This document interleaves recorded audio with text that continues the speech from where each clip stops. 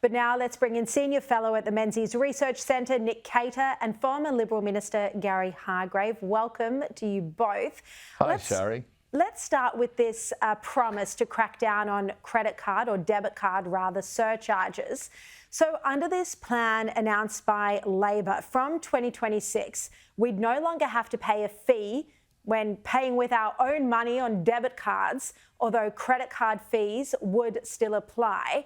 Nick Cater, given cash is on the way out, it is really absurd that we still have these fees for using cards. Yeah. First, Sharri, just let me congratulate you on the work you did last week. It was very important. It's what we pay the ABC to do.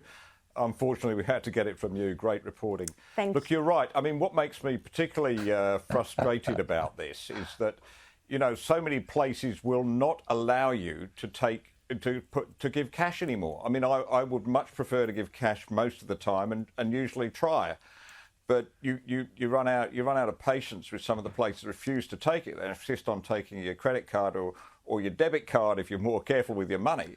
And I do think that Anthony, I agree with Peter Dutton that this is just a plan for a plan right now. But I think it's something both parties should look at, because it seems to me only fair that you're simply withdrawing money out of your own account in the case for debit card. And it seems completely wrong that you should be charged a surcharge for that. Yeah, I mean, the plan for a plan. So the Albanese government is committing $2.1 million to the ACCC to investigate this further. I mean, Gary, why not just scrap the fees now? What do you need to investigate?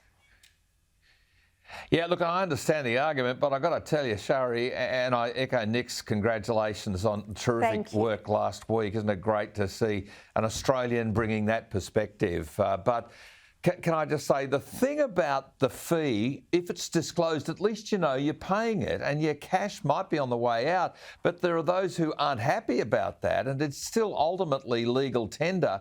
And for places to refuse cash seems counterintuitive to me. So if you get rid of the fee and the fee is just buried into the cost, then it's going to be the small business that's going to have to jack up the prices. So we're going to pay it no matter what. So I actually think it's not unreasonable to have a line item on your bill that says "and transaction fee." I get the anger. I paid one today, and it's a bit over 1% for some places. Some places it's even more. But I think that this is a disclosure that is, once taken away, is going to be convenient to the banks and the credit card machine people, the tyros and people like that. And it's going to disadvantage small businesses, because people are just going to get angry. The prices are going to go up without explanation. So I think there's a little honesty in knowing that there is a surcharge. Well, they'd have to scrap the fee. But just a thought. They'd have to scrap the fee for the small businesses as well, you'd think. But I want to move on to look at... They'd have to. Let's have a look at the Kamala Harris campaign wheeled out former President Bill Clinton today. This was to help garner support of voters. But then there was a bit of a blunder. It was an event in Georgia, and he suggested that Georgia nursing student Laken Riley's death might not have happened if the illegal immigrant had been properly vetted. So this was seeming to blame the Biden administration. Have a quick look. You had a case in Georgia not very long ago, didn't you? They made an ad about a young woman who'd been killed by an immigrant.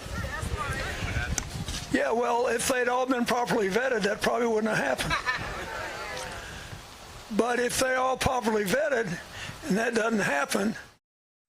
I mean, Nick Cater, this has got to be... Clinton has to know what he's doing. He's a very smart guy. Was this an attack on Kamala Harris's record? Well, look, it shows two things. First up, one is that the Democrats know that they are being hit very badly by this issue, that American people are really very, very annoyed about these borders being open, and it's a very dangerous situation.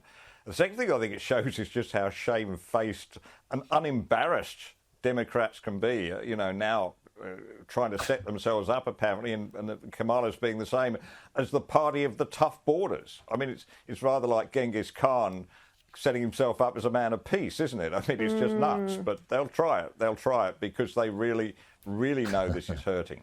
No, indeed.